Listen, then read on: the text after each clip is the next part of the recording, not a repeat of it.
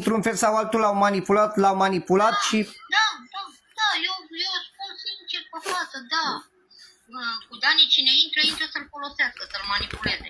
Intrați mă cu mine, că pe mine puteți să mă manipulați ca lumea. Vă terminați, mă, lăsați lumea în pace. Dacă aveți un război, faceți, mă, voi între voi, față în față, nu băgați pe altă lume.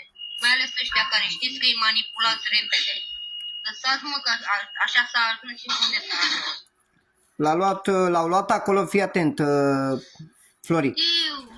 Știu, am văzut câte ceva, dar ți-am zis, nu, eu... L-au luat acolo pe grup, l-au pus să facă diferite chestii și nu le-a mers și când nu le-a mai mers l-au dat afară din grup. Da, mă, da. Asta e, n-am ce să...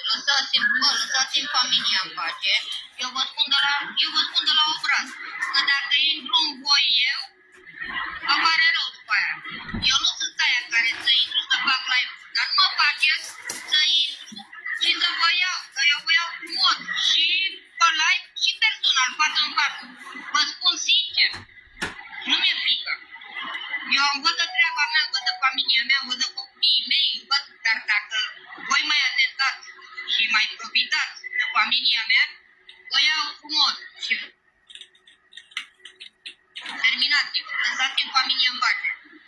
Aveți ce aveți vremuri, mergeți mă umăr la umăr cu el, nu mă folosiți pe mine, pe ăla.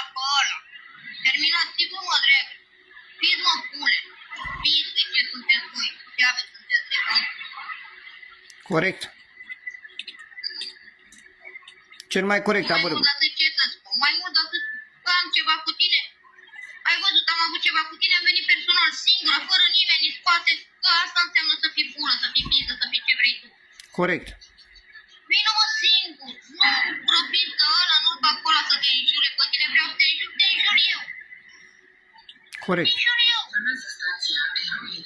Dar nu profitați, mă, că profitați de oamenii slabi pentru voi și, într-adevăr, pentru ce? Pentru niște ochișori și pentru că faceți live-uri și nu ajungeți nicăieri, mă, vă faceți de râs. Eu stau pe o margină și râd. Crede-mă că eu râd de multă lume.